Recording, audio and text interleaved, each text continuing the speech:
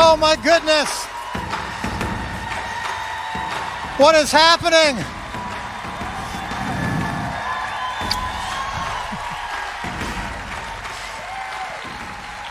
Oh, I love you so much.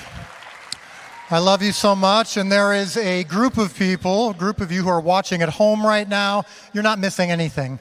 It's not that exciting, but we appreciate you checking in with us. This is all one big Chosen family, and it means so much to me that you're here. I wanted to get a few things out of the way first that in my day and a half that I've been here have come up a lot, really important topics that have come up a lot in my connections with so many of you. Number one, yes, my hair is a little longer than normal. It's Amanda's fault. She loves it. That's all that matters. She's the one who told me to do it. So, getting some lovely comments about that. Yes, I've lost a few pounds lately too. A few people have been commenting on that. That's very lovely to hear. So lots of people just commenting on that. Of course, though, because it's ChosenCon and because we are always about authenticity, as soon as I start feeling good about myself, feeling like, okay, maybe the hair is working, maybe the weight loss is working, and someone comes up and says, you look like you haven't slept in days. And that is offensive and true. So anyway, but I do appreciate the feedback that we always love here at The Chosen. So first things first, though. Well, I love you too, person. Thank you. We have a huge amount of people who have put ChosenCon together. They have been working for months. I can't even name them all, but we have a staff at 5 and 2 who oversees literally hundreds of volunteers and sound and visual people and people who are helping you go to where you need to go and people who are helping in the meet and greets. And can we just take a moment to thank them for this event?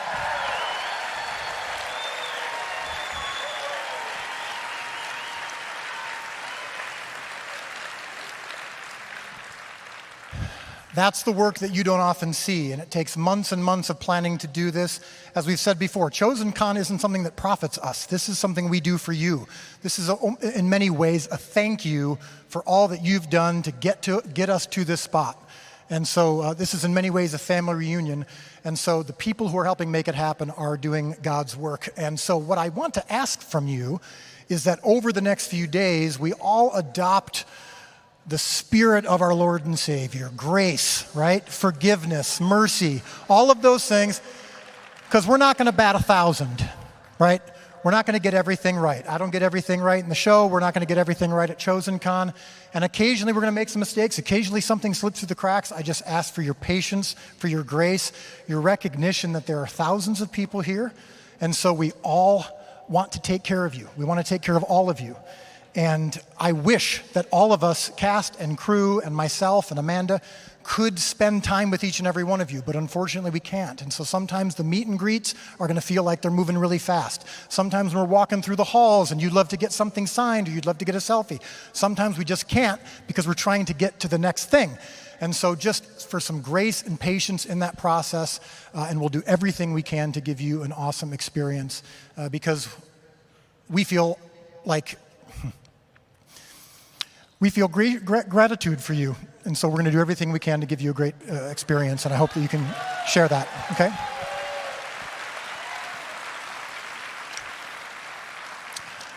I'm going to check to make sure I covered everything, because then I've got some patience, grace, look like you haven't slept in days. Yes, I am taller in person than you think. A lot of people have been talking about that. You should see me with the disciples. It's like Gandalf and the hobbits. But I hope they're not listening backstage right now. Yeah, I think I've covered everything.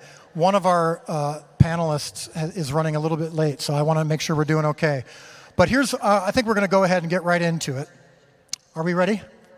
Okay. So there's a group of people who are very eager to hear from you. We've been taking some questions from you. We've got some questions of our own prepared. But would you please welcome our cast of apostles and Jesus. We've got Reza Diaco as Philip. We got Noah as Andrew. We've got Paris as Matthew.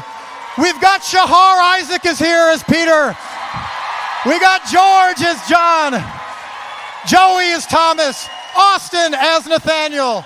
Jordan as Little James. Giovanni as Thaddeus.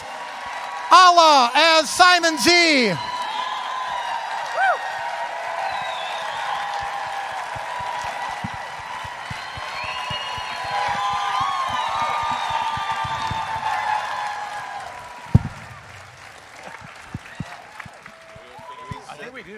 There might be someone missing. He'll be here. Wants to make a dramatic entrance, apparently. He'll be here.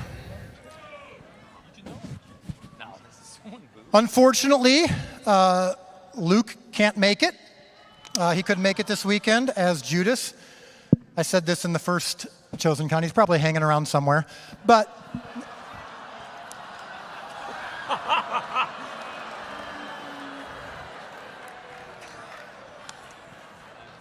too soon. Too soon. All right. The spoiler alert.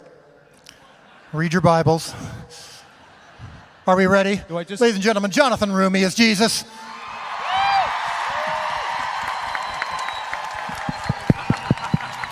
Okay. Hello? Is this thing on? Get security in right away. Security in right away. Crying out loud. Were you trying to talk backstage to us? Any one of those three. Yeah. Any one of these three. I'm so confused. Where? Anyone, anywhere. Oh, yeah. Boys. There we go.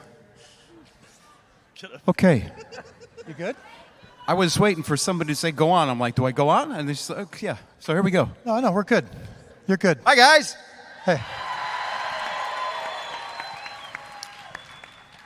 All right, so what we're going to cover is, the bulk of what we're going to cover is Season 5. Now, you got to keep in mind, Season 5 is what you've seen. Obviously, you haven't seen Season 6 yet, but we've filmed Season 6. So we have to get our headspace a little bit back into Season 5, and then we'll be covering a little bit of some spoiler-free conversation about Season 6. But the first thing I want to do is go around to each of you, and in one word, describe your character's experience in Season 5. So remember, this is Triumphal Entry, Last Supper, changing of the tables in the temple, all that stuff. And then Season 6, I'm sure you remember. But your character in Season 5, and then the experience of filming Season 6, because obviously Season 6 is a very unique season. So I've given a couple of you a heads up that we're going to do that. Paris, we're going to start with you. Of course you're going to start with me. Yes. Throw me under the bus. Dallas Jenkins. Yeah. So one word to describe Matthew in Season 5, and then one word to describe Paris filming Season 6. One word to describe Matthew in Season 5. There's a lot of you in here tonight. I would say processing. Processing. Yeah. And one word to describe Paris in Season 5. And 6. And 6. Yes. Oh, that makes a difference. Tired. Yeah. Yeah. Noah, what you got? I would do, for Season 5, backtracking would be my word for Andrew. Okay, even I'm intrigued. Backtracking. Backtracking can be one word, Paris. It's together. Yeah.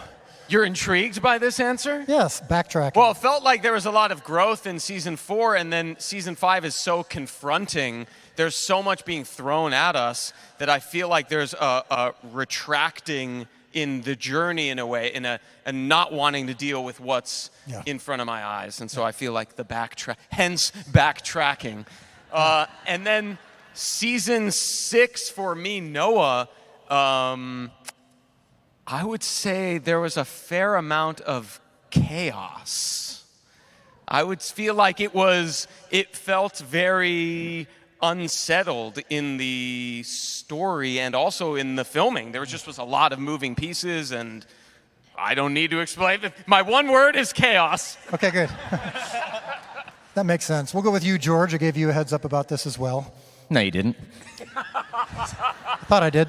I was checking. I brought my phone with me. I was like, where's this message? No, I've had two people to think about it. Okay, great. So for Season 5, I would say acceptance for John. And then for season 6 to describe George, it felt relentless. And there's just something about both John and George that felt that way, where it was just non-stop and no time to think, and actually, either as an actor or the character, just surrendering to each moment and just finding out what happens. Yeah, because George, as John, was, of course, in Italy for the filming of the crucifixion, the only disciple, apostle who was there, and so it was a unique experience for you as well. Shahar Isaac, everybody.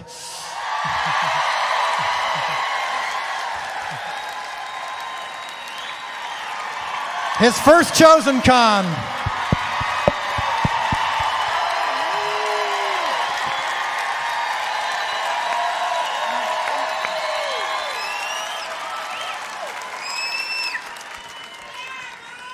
So before I choose the words, I will just say that it's really, really special and incredible to be here. And you guys are a beautiful sea of people right now that we're seeing. And wow, we love you so much, and it's really, really, really special to see you all in person. So it means a lot to be here, first and foremost.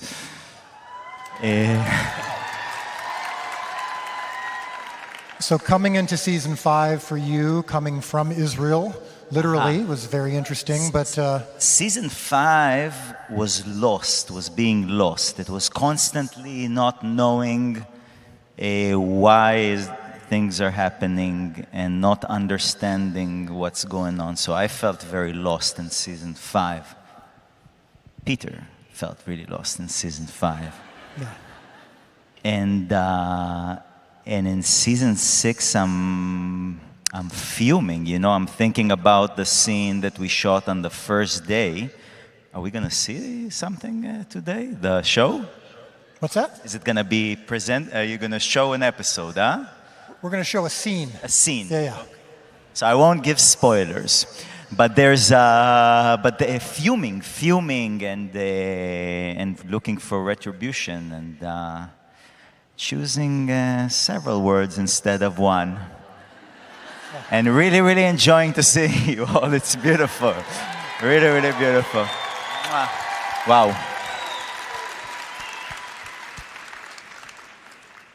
Abe. Yo, Big James. can I get more for the Sons of Thunder? Thank you. Season 5 for Big James was shock. I don't know how else that's it. Shock. The tables turned, you know, literally. And season 6, for me, it felt so alone. I can't remember another season where I didn't see as many people, or you know, the gang was disjointed, and so it felt alone, which kind of worked. It worked for also what Big James was feeling and trying. Well, you'll see. Joey R. Thomas. What up?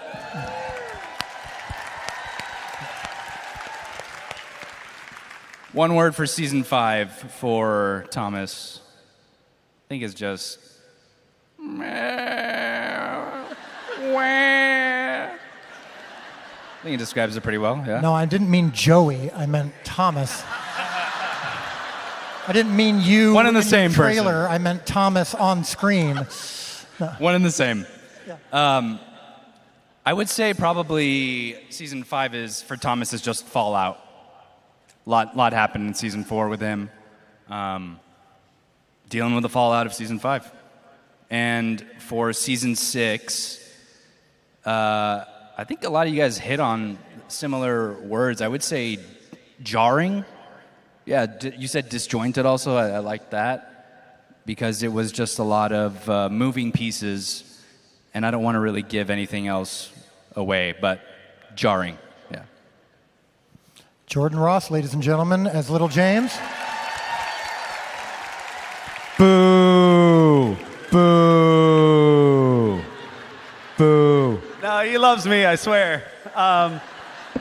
So for season 5, I would say trusting. He's trusting that Jesus knows what he's doing, and he's going into it as faithfully and loyally as he can. And then for season 6, I'd say doubtful now that it's actually happening and he's losing these people that he loves and the group is divided. I think he's doubting, like, is this how it's supposed to happen? Can I handle this? If I start, like, he found his group of people, he found his tribe, and now that they're all kind of crumbling, I think he's really afraid of being alone again, and he's doubting whether or not he can go on without them. So, yeah, those are my answers. Great. Yeah. Giovanni, our Thaddeus. Hey guys, I would say for Thaddeus in season 5, it would be reflective. I think you see a glimpse of it in season 4 when Thaddeus and little James are sitting with Jesus and they're talking about the old days, and I think he's really reflective about just how this all kind of began. And then for season 6, I would say it's definitely tested, because I think this is when things are starting to get real. And not only for Thaddeus, but for me, it's becomes more real that the end is more near. So I think it was very metaphoric in a sense, because I felt it as not only the character, but felt it as we all come towards season 7 as well. Beautiful. Yeah.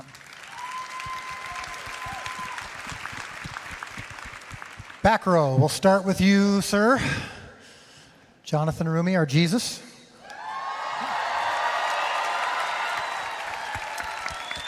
Thank you. Favorite color, probably aquamarine blue. I see. Is that not the question? I'm sorry, I can't hear a thing back here. I just hear, and then people laugh, and I'm like, I have no idea what they're talking about. I have no clue. I think it was something about a word for a season. One word to describe Jesus. Yeah.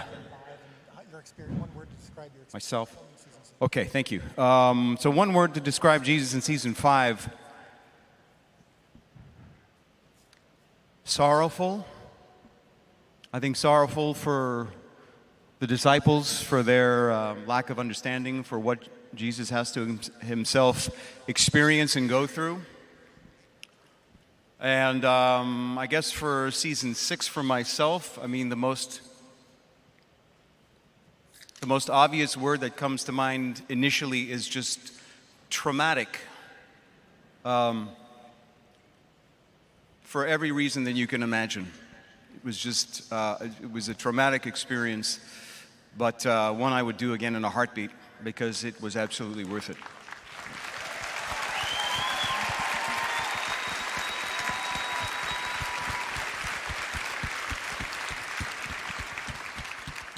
And of course, we'll have other discussions over the next couple days talking about season 6 and our experiences filming it. We'll get into even more detail. Austin, one word to describe. Yeah. Thank you. Nathaniel in season 5, Austin in season 6. One word for Nathaniel, I would go with confused. And we see that a lot in the Last Supper in particular. He says, "Why do you have to go, Rabbi? Why do you have to leave us?" He's still not getting what's coming. He says, one of my favorite lines, "Why do we need all these other things when we have you and we're all together?" And so he's just not understanding it, and I think it's a beautiful, beautiful moment from the Last Supper. For me, for season 6, I would go with, I'll keep it positive. I would go with elated, because I love being a part of this show and getting to go to work, and every day's a new journey and challenge. And yes, it's trying and all of those things, but at the end of the day, man, it's awesome what we get to do. Awesome.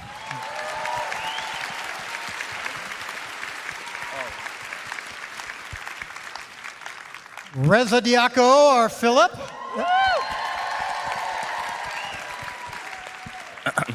Hello. Reza, one word for season 5 for Philip, and one word for Reza in season 6. Season 5, I would say father. because that's the last words Philip mentions in the Bible. Where is it? The Father. And I'm looking for it, and I think it defines his whole journey of that season. And he gets upset because he lost 2 or 3 father figures along the way. Season 6, I would say, for me, and also for Philip, time. Because I came late to the party and the family, and it moved so fast. I was thinking about how it's going to move and making all sorts of plans about how we're all going to look like in 3-4 years, and it's slowly arriving. And then for Philip, it's the same, because when Jesus is now away, the clock is ticking. And I think Dallas always said Philip is like a silent deputy for Jesus. So when everyone is, all plans are going hellwire, he's a little bit ticking faster than what usually he would take to try and figure it out. Yeah.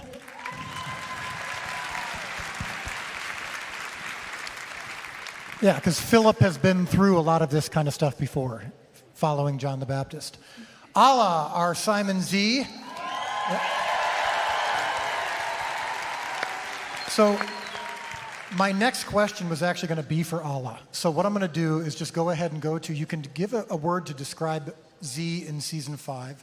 But one of the questions I was going to ask you was, in seasons 5 and 6, Z is without the ability to use all of the tools that he's trained for. Jesus has asked him not to do anything, and he also wants to follow in Jesus' footsteps and do what Jesus tells him. And so I think you can talk a little bit about that for you as the actor when you're reading the scripts for season 5, reading the scripts for season 6, playing a character who's constantly being held back. His instincts are constantly being held back. Yeah, that's helping because I was not going to be able to give a one-word answer. So this is helping. Because, yeah, I was going to dive into that. Season 5, to me, was powerlessness. For Z, learning and putting that into application, facing powerlessness, not being able to do anything about what's happening. Sorry, I'm blanking. Not the right time for that. Just like, to me, it was like once the disciples know that somebody is betraying at the table and all of that is when it turned that powerlessness for me from just having to stay back and trust into, yes, but there is a danger among us, which is not coming from the outside anymore, but from the inside. And so this isn't about, like, the friendship and trust is challenged. So how do I rely on others if I'm also, like, paranoid about whoever's? And so that really was a big shift for me in the character. And so I feel like that's when Z starts to make plans again of, like, we should do this, we should do that, and he's being active in a different way. So it was very interesting, like, acting-wise. But then diving into season 6 and everything that happens in season 6, really, what I heard before is felt alone and like unrooted and spread out and just very dark and scary, but mixing what is happening in the season with the feelings as an actor being on the one before the last season of this show, feeling nostalgic already and feeling the end of it coming soon, and even more so now that we're about to shoot the last season of it, just reinforces the sense of gratitude of being who we are and having gone through what we've gone through the last few years with you guys. And I was getting very emotional during the meet and greet when people would say, thank you for saying yes to this. And it's like, that's right. Feels like it was yesterday, but also a lifetime ago of a family's existence. So, very grateful. So, season 5 question for you. If you can get your headspace back to season 5, because I know season 6 was a bit of a palate cleanser. You had multiple flashback scenes with heroes of the Bible. We have Abraham, David, Ezekiel, John the Baptist, even in the calling of Thaddeus, little James. You got to do a bunch of flashbacks. What's that like as an actor, portraying a character, taking yourself back to multiple years ago in the life of the character, and then also encountering these historical figures? I think I'll start with the latter question. Just the way that you and Ryan and Tyler wrote those flashbacks and incorporated these elements of the ancient faith of the Old Testament, of these towering figures and these towering stories of these figures, and how they all connect to Jesus' story. I thought that was so inventive and so unique, and it just really made the story of, give it up for these guys writing the show. Incredible writing.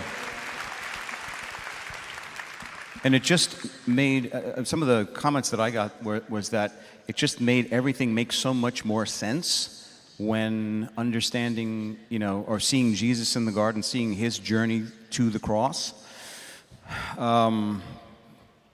Playing the flashbacks were really fun because there was this opportunity to try to remember what the circumstances were like when they were much less complicated.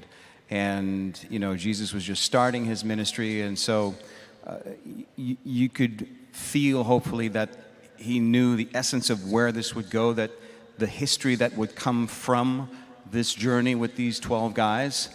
But he wasn't so burdened with the current circumstances of Holy Week or going to the Garden of Gethsemane.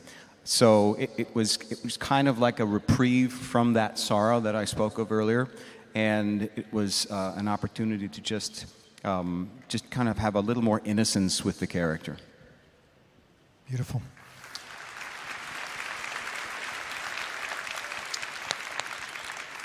It's a question for Shahar and George to talk about prepping as actors, the differences between, for example, season 4 took place over the course of months. Season 5 takes place over the course of a week. Season 6 takes place over 24 hours. We spend so much time talking about our character arcs, our character journeys, but when an entire season is 24 hours or just 1 week, what's different about that? Do you approach prepping your characters any differently? Do you have to get in a different headspace? Is there anything different about seasons that cover more time versus seasons that cover a short amount of time? I found that I kind of approached it in as similar way as I could with previous seasons. I tend to put all my scenes down, I color code them, with different emotions and how John's going to come in. And when I lay it all out on a piece of paper, I can see every single scene, so where John's coming from and where he goes to. The difference is that usually these moments are right after one another. So, the charge I feel for season 5 and then even more season 6, that's why I said relentless, is you feel like the charge between scenes when I do look at my master document, which I'm sure I've gone through it with you sometimes. Oh yeah, many times. That charge is a lot stronger. And you kind of feel like you're sprinting. It's almost, you're doing like a fast run as opposed to a marathon. So I would say my prep is similar, but the execution is a lot different, if that makes sense. Sure. I think as half an audience member participating in seeing what is happening in the story, I find myself, when the time gets shorter, having less room to breathe. Season 5 felt to me like there's less air, and season 6 felt like there's less air. So it's almost everything is coming closer and coming closer. So it feels like there's less space. But in terms of the prep, I would say the nature of the work, the fact that we film things. Sometimes we'll go to this moment or to that moment, allows to be able to get lost every day in the presence and just be every day fully present with what's happening, not thinking a minute ahead and not thinking a second before. And that's something that I think also in life is very nice, to just forget what happened before or after and just be fully present. And that's the fun when we play like that, and every day feels like an entire world, and we get to dive and swim in this world, in this moment, and let it go. Yeah. Surrender is a key word for us, not just in the content of the show, but as filmmakers and as the cast, in that each day you have to surrender to the fact that for that moment you can't be thinking about, as Shahar said, where the character is going to be, because you're not supposed to know. You know, you can't be dwelling so much on the past. You have to tune out all the cameras, the lights, all the business, and we have to try to focus in the moment. And that's why the job of the actor is so difficult. You see it on screen, the result of it, it doesn't seem as difficult as it is, but all of that was happening in the midst of normal 21st century life. So getting back to that place each day is challenging. Austin, Nathaniel, in season 5, we saw a lot of group scenes with the boys, arguing, discussing the teachings of Jesus. I want to ask, what was your favorite scene as a group to shoot? And then Nathaniel, as we've written him, plays a different tune than everybody else. It seems like everyone else is maybe going one way, and Nathaniel's always looking for the most snarky thing to say. So is that a unique experience for you as an actor? But just in those group scenes, you seem to really enjoy being there with everybody else, and especially enjoy making all the snarky comments.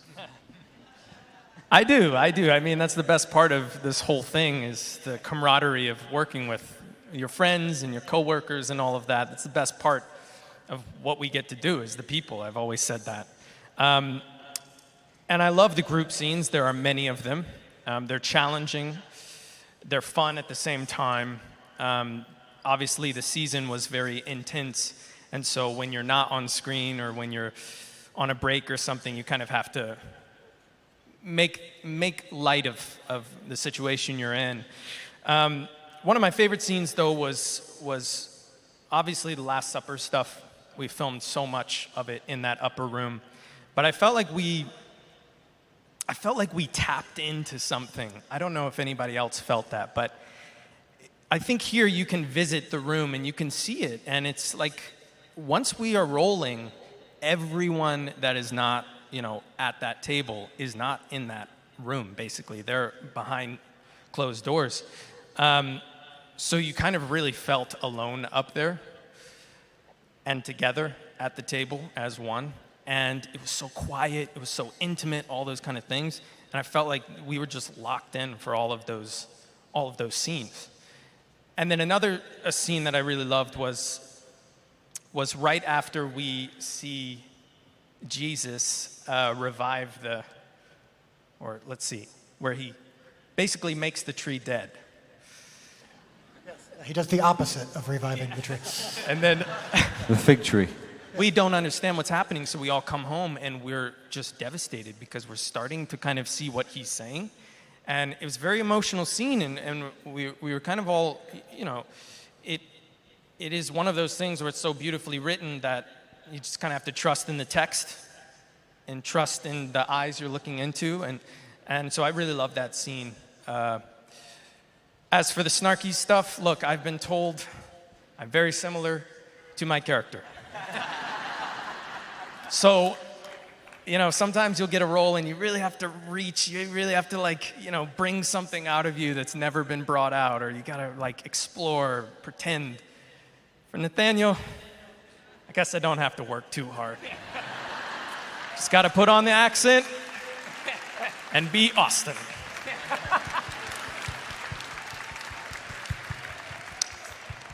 How many of you in this room were there for the filming of the Triumphal entry? Yeah. So on that day, we had at least 600 people for each time that we were filming, but it was actually more than that on some days. But I'll never forget the first day. So the first day, we're preparing the scene, and meanwhile, the extras, the background, all of whom are Chosen fans who came to be there, were learning the song and learning, getting palm branches and being told what to do, but we didn't see it until our rehearsal.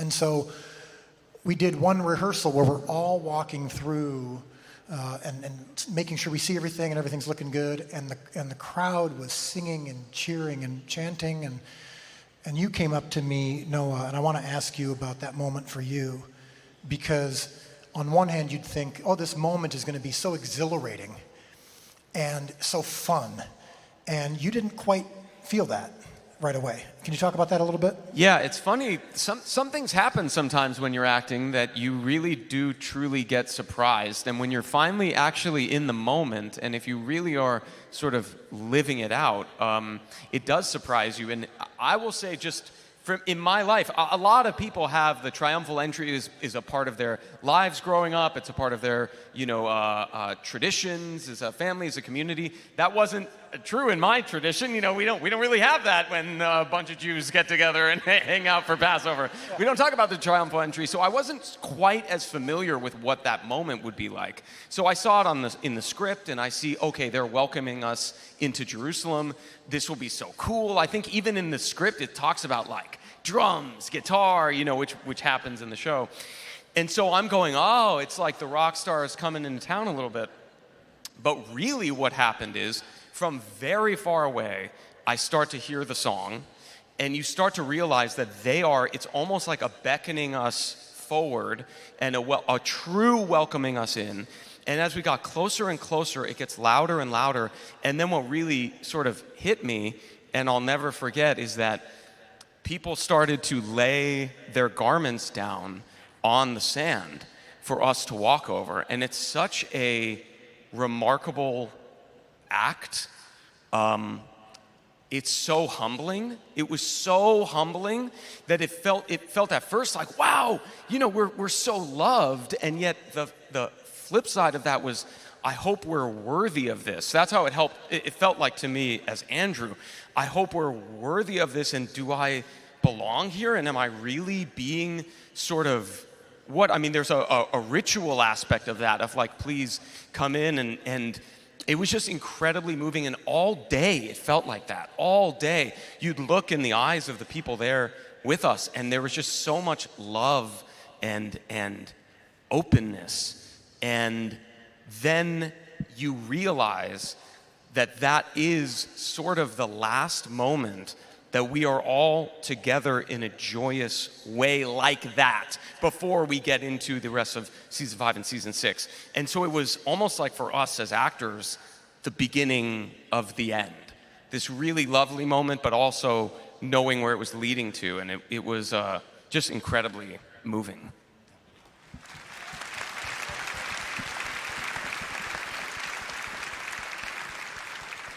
And of course, when you watch the triumphal entry and you're hearing the singing, a good chunk of those voices were provided by ChosenCon attendees from our last ChosenCon. So thank you for your contribution to that. Jonathan, the cleansing of the temple scene. Yes. Yeah. How did you prepare for that sequence physically in terms of training, but more importantly, how do you prepare emotionally? Because that's one of the first times that we see that side of Jesus. And you've got all these, we had hundreds of Chosen fans who are there to participate in it with you, and to see something that, you're yelling at people, knocking things over. That had to be a little bit disorienting at times. Yeah. In rehearsing and preparing for that, on my own time, I went around my neighborhood just kicking stuff over, garbage cans, smashing car windows, and it was just like, yes, this is right. And then the cops came, and then I fled fast. For me, that moment, it was like, finally. There's this moment, it's one of the very Well, it's the only moment in the Gospels that are written of where you see Jesus behave in this way and essentially righteously lose his temper. And then you consider why he lost his temper. And it's because of the travesty that was taking place on temple grounds, which was that people were being cheated. The poorest of the poor were just being cheated, and that was very, very clear, in how Dallas staged the scene and how they wrote the scene. So I think for me as an actor, getting to finally have this because it had been building up for him. He had been bothered by all of the things that the Pharisees were doing wrong in trying to lead and shepherd their people. And this was the last straw. And that was it. It was like, that's enough of that. And he had to make this example. So getting to play that, getting to kind of have this expurgative, melee of actions, of whips and opening the pens and knocking stuff over, and it's like really making a point. It was for me. It was a joy to do because I don't get to do that in the series at all. It's the only time I ever got to do that. So it's a lot of fun, and I got to train with a whip with a gentleman who trained Indiana Jones and Michelle Pfeiffer on the whip. Anthony DeLongis, he's a phenomenal, legendary stuntman and coach. So getting to do that for a couple of weeks was just really cool. Emotionally, I think it was really finding the pain and the sorrow of what was happening. I was going to ask you this. To me, I remember it felt like the biggest work you were doing in prep was for the scenes preceding that, where we have to show Jesus getting increasingly upset. Yeah. Because in the Bible, it just happens. And so that's what a lot of people said after that they saw it, was like, I finally understand it better because we show you a little bit of the lead up to it. Yeah. That was where the emotion and the anger is starting to build more. Yeah, so the really, that's when they try to test him first, right? And then it's after that, or is the order of that? I can't. Yes, but also the thinking back, or watching the sail at night. Yeah, at night, Yeah. thinking of the future destruction of Jerusalem, and then walking into the temple, seeing the woman just kind of casually walking by, all that stuff. Yeah, there was so much there that just really set him on fire for the zeal for my Father's house will consume me, and so emotionally it was this combination of sorrow that led to justice. There was this sense of justice that had to be meted out in this fashion in order for these Pharisees to get the point, and then also effectively move forward to seal his fate. And for them to say that's it, we can't take this anymore from this guy. We got to do something about him. So, it was all in all, it was pretty cool to get to do.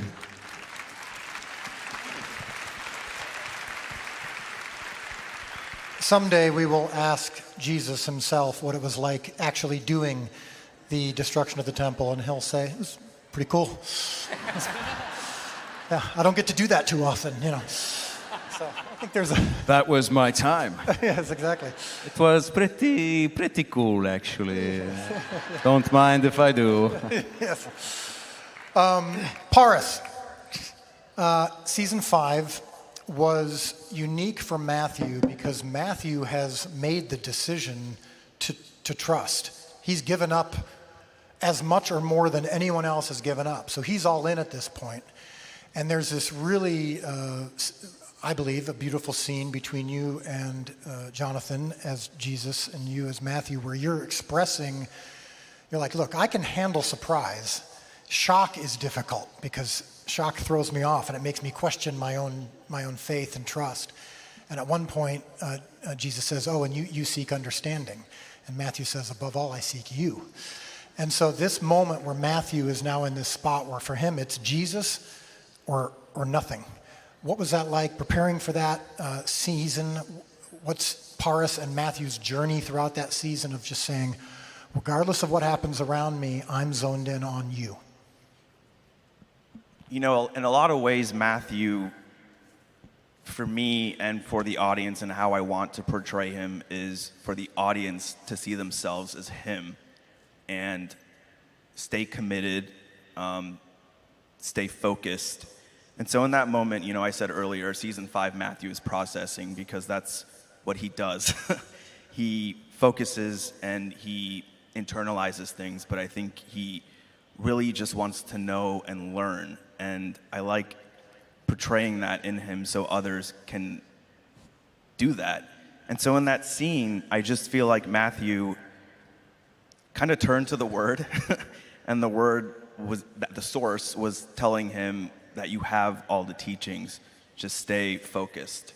And so in that preparation, I just thought, you know, Matthew would continue to be the human sponge that he is, observing, watching, and I believe that you see that come into fruition in next season and applying those tools. And so I just think it's important that all of us kind of see Matthew, see how focused he is, and in a way just trust the process and what's happening, although it's scary and unknown and we don't know the outcome, but there's something about leaning into unknown outcomes or obstacles that strengthen you.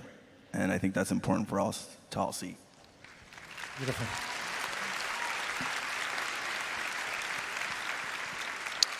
I have one thing to do today. Follow him. Follow him. That's Matthew. Yep. That was the worst Matthew accent ever. Yeah. I have some training to do. Yeah. You got quickly, because we're filming season 7 soon, so get ready. So I'm going to talk to Abe, George, Shahar, and Jonathan about the Garden of Gethsemane sequence at the end of season 5, which is just nothing but intensity. From the moment that you come into the garden, the 3 apostles are seeing Jesus in a way they've never seen him before. He's literally saying, I'm feeling desperation and sadness to the point of death. And then you're told by your master to stay awake. You don't stay awake. And then you finally get relief. You finally go outside, and now Jesus is being arrested. So quite a lot mixed in, fit into one episode. Sorry if there's my mic is cutting out. But Abe, we'll start with you. Yeah. Prep for that scene, the execution of that scene, getting into that place of trust mixed with devastation at the same time. I remember struggling a lot with the importance of Jesus for James in that moment, and then justifying that I was going to fail at the sorry, everyone can hear me. Justifying that I was not going to be able to complete the task that Jesus had just given me at the garden, and initially there was a struggle, but then it just like in life, there's an acceptance of failure, and then all of a sudden we get to his arrest, and so it's just so much packed into this small happening, and then as we lead into in the next season, that one small instance turned into, the beginning of the end, as Big James was seeing it, of his family being separated. And so for me, the garden was, as an actor to shoot it, it was incredible. I mean, the set, the olive tree, so that's all working in terms of creating the space and not having to ask so much of my imagination and being willing to just give in to the moment. But in terms of what it marked, in many ways you can't go back. And I think maybe in my life there are those moments where you messed up that one thing, you didn't take that exit, and now you're stuck in 1 hour traffic. And it was kind of like that, like, if I just would have stayed awake or something, but there's also the inevitability that it's not in my hands. Shahar? Yeah. Is James Cunningham here? What's that? Our beautiful set designer here. James Cunningham, our set James Cunningham here. Production designer. He's around somewhere, yes. Anyways, it's like Abe said, he creates a world that when you walk into, you feel like you're inside a bit of a dream. And the same with this, the same. I think that's season 5 as a whole felt a little bit like you are not sure whether you're awake or asleep. Wow. And in that scene specifically, again, it was one confusing thing that you weren't sure if what's happening is real or not. These moments around the table that we had, I remember not being sure whether they're actually happening or not, whether I'm inside a dream right now, reacting to something, and then even watching it. It feels very dreamlike, and that has a lot to do with the world that's created and with being able to just immerse yourself inside. That's one of the privileges I feel that we've been feeling in the last few seasons, where the creation can be you can really dive into a world where you could really get lost. Every inch in that world is painted, and it really allows you to get lost in that reality and in that dream. It's funny, I just went to that place for the first time in my life. The actual Garden of Gethsemane. The actual Garden of Gethsemane, yeah.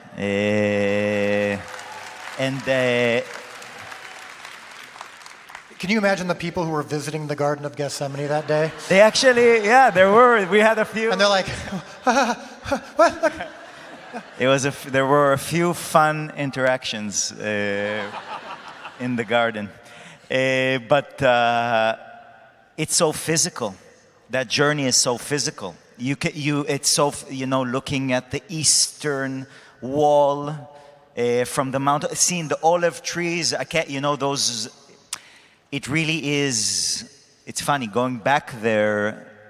I went and I tried to kind of try to capture on film stills what we did, and it felt like I'm back in that dream. There's something so wild about those old olive trees, and something so wild about that journey. And the moment that we were just standing there and looking at the city, and the four of us, that moment that we had looking at it, which for me connects to that moment of us falling asleep.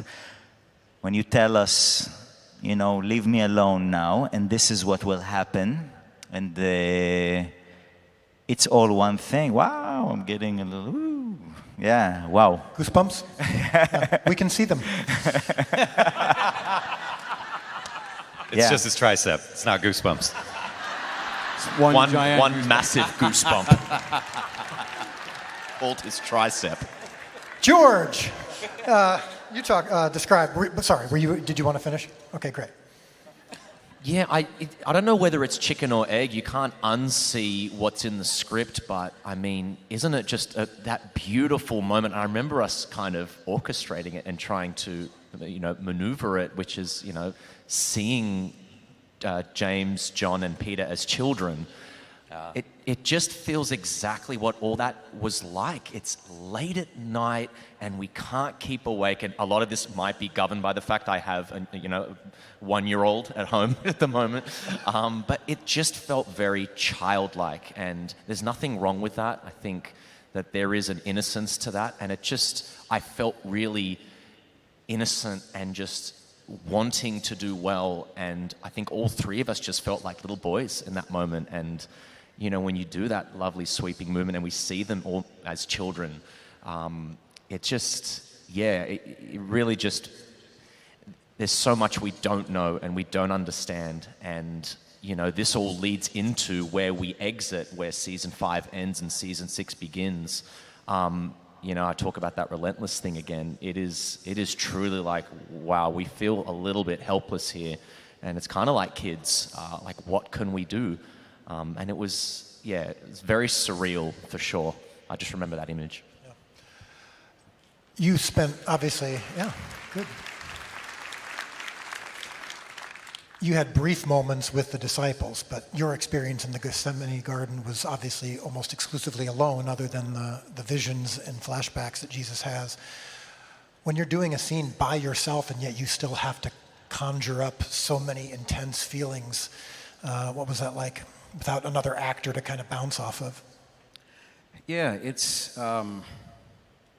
it's a lonely process. It becomes a lonely process in a very sort of meta way as an actor. You're alone in the scene, and then in order to really play that, you have to find this space of loneliness in which you can sort of wallow in for days.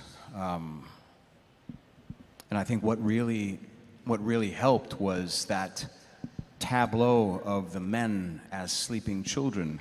It just really, the metaphor of that really just hit a home run for me in trying to consider really how lonely I was in that moment. They were so far from understanding of what was happening deeper in the garden, just a stone's throw away, and having those images, having Abraham and Isaac, and what that scene was about, and the potential sacrifice of the young boy, and recognizing all of these moments that were parallel to his own journey, really helped flesh out for me the true loneliness of Jesus in the garden. Yep.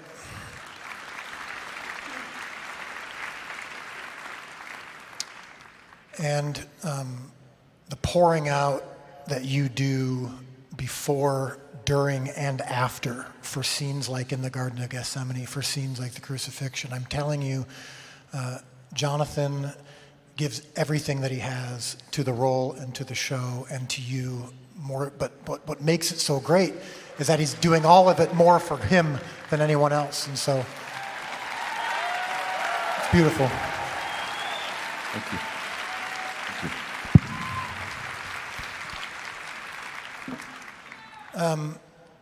A few more questions before we wrap up. This is for Joey as Thomas. When Jesus gets arrested in the garden, obviously it's shocking for everybody. But for Thomas, who we know from Scripture, not long after that is already questioning, already doubting. And we've portrayed Thomas as someone who has been struggling with his faith for a couple of seasons. But is staying strong, staying faithful in spite of his doubts, in spite of his mess. He will continue to follow.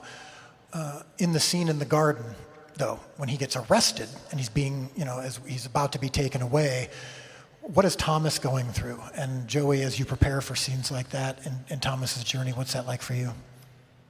Yeah, all of season 5, Thomas is, like you're saying, really struggling with this idea of, I love him, I know he's the guy, but there's just so much that's happened that I can't trust it. And I think once we get to the point in the garden where now it's really visceral, and Thomas is seeing that this man that he's been following for the last several years, that he's given everything up for, is now being taken away from him, because of Thomas's experience with having something taken away from him that was so personal. I think he now has to go back into what he was in season 1, which is problem-solving mode. So in season 1, during the wedding, we're seeing him trying to come up with solutions to figure out what to do with the wine. Let's give them food that will make them thirst for water. Let's fill the cups up just a little bit. And as we progress into season 6, I think you will start to see moments where Thomas kind of has to rise to the occasion and really be there for his brothers, because he's the only one that actually knows the feeling that they're all feeling right now. He's the only one that's kind of gone through most of that cycle and still has moments where he goes back into it, but I think he's probably the most experienced in that realm, and I think he needs to step into his version of a leadership role. And there's good and bad, from Thomas's journey. And I hope that you're picking up on this in season 5, and you'll see it in season 6, and then ultimately season 7, which is that the bad news is Thomas is struggling with a joyous faith. The good news is he now no longer is focused on life or death. Right now he's focused on following. The stakes for him are less anxious. In fact, in the scriptures he said, we'll go die with him. Like, he's more willing to die with or for Christ because of some of the suffering that he's gone through. He's realized this world is not necessarily our home. And that's an insight that sometimes only people who struggle with suffering and even doubt can experience, and that's something that we want to portray for you as well. So we're going to close with this, with Reza and Jordan and Giovanni. And we'll start with you, Jordan, to talk about the flashbacks in season 5. You as an actor going back into that space before you met Jesus. That's something that we do in The Chosen. We started it in season 1. We talk about the before. You don't often get to see that in Scripture. You don't often get to see it portrayed on screen. But the before is what we believe connects you the most to the story. If I can identify with these people before they met Jesus, then I can perhaps identify with the answer to their questions and struggles. And so for Jordan, going back to little James back when he was wanting to be a singer, he didn't even know who Jesus was yet. He didn't know what the calling of his life was. What was that like for you portraying, going back to that spot? It was really interesting. You know, I felt so much love for little James in those scenes because I remembered what it felt like being this struggling actor in LA, you know, waiting tables, not being able to catch a break, being told no over and over again, and having those, like, still believing in myself, but like every opportunity that seemed to present itself would just go away, and it was just rejection after rejection. And when that happens, you can't help but kind of doubt whether you're on the right path or wonder if it's ever going to happen for you. And looking back now, like being cast in this show and meeting all of these wonderful people that truly are my family, I've said that, like, if no one ever watched the show, it would have been worth it because of this, because of all of these relationships. And for James, it's true. Yes, it's true. Yeah, if no one would have ever watched the show, that would have been a bummer. Yeah. I think. They oftentimes say if only one person is impacted by the show, it's all worth it. I'm like, if only one person is impacted by the show, that would be a disaster. Yeah. That would be horrible. So I'm with you. Yeah. But just from a thank personal you for perspective. watching Yes, the thank show. you. We appreciate it. But it's one of those things that, like, little James, my journey as an actor was so different than I ever would have imagined. Being on the show is so different than I ever would have imagined. And for little James, like, going back, I was like, oh, buddy, like, you have no idea what's in store for you, like all of the beautiful relationships you're going to make, and that, you know, you're going to find new dreams, new purposes, a new community, and a new family. And I felt that so deeply, and it was beautiful. Yeah, it really meant a lot. Good, thank you. Reza. Hello. We do a flashback to Philip pre-Jesus, back when he's following John the Baptist out in the wild, willing to eat locusts and honey. Yeah. How'd you do? Yeah, thanks for that opportunity. Ryan, Tyler, and yourself, I really was looking forward to get a chance to show Philip. Philip came in with a lot more flamboyance and a lot more flair and a lot more joy and a lot more spirit. And I joined in right as my rabbi had died. So I kind of really wanted to have a chance to talk to the previous rabbi, John the Baptist. And to have that scene was just very lovely to be able to show that there's, like, light in our lives, and then sometimes weird stuff happens, and then you get all stuck in the dark, and sometimes it's almost so unrecognizable, it feels like you're a different person, maybe. So, and it's okay, because as there's a thing he says, even now the axe is laid to the root of the trees. I ask the question, what's the axe and what's the roots and what's the trees, as we, carve through the turmoils of life every day. And that was a thing that really touched me personally. On a more exciting thing, if you want to know what locusts taste like, I had about 40 of them.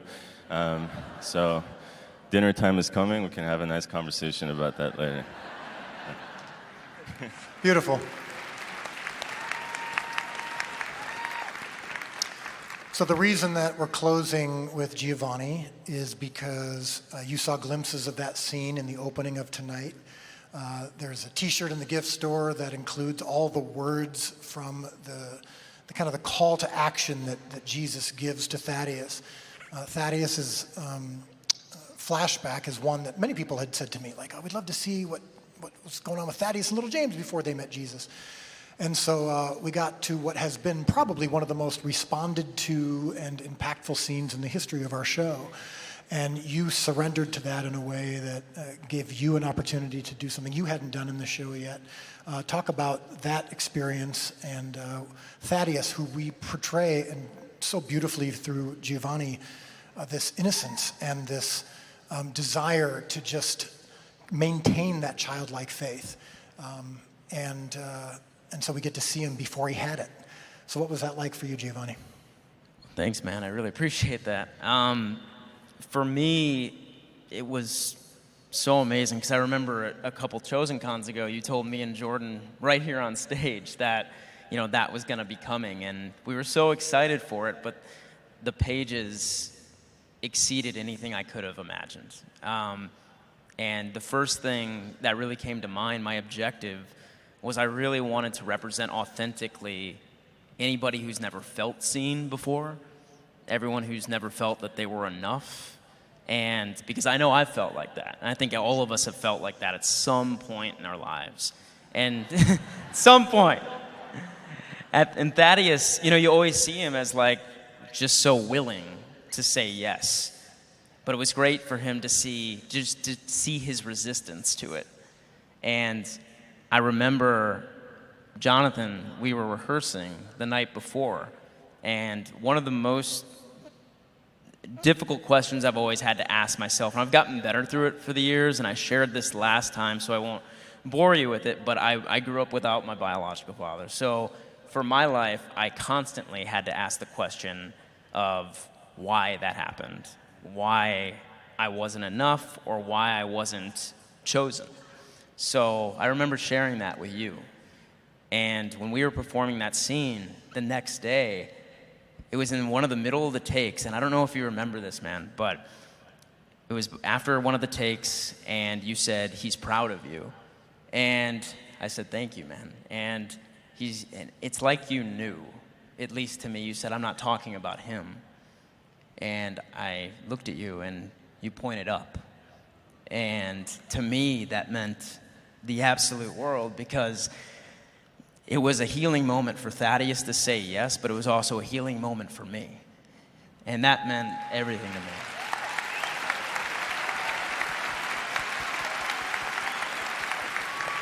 me. Love you, buddy. Love you too, man. And I just wanted to do the best job I could, and the words that Dallas, you, Ryan, and Tyler wrote, I'll forever be grateful for that, because if I never do anything else again in my career, that's something I'll be proud of for the rest of my life, to be able to connect with someone like that. Why don't you guys all stand up?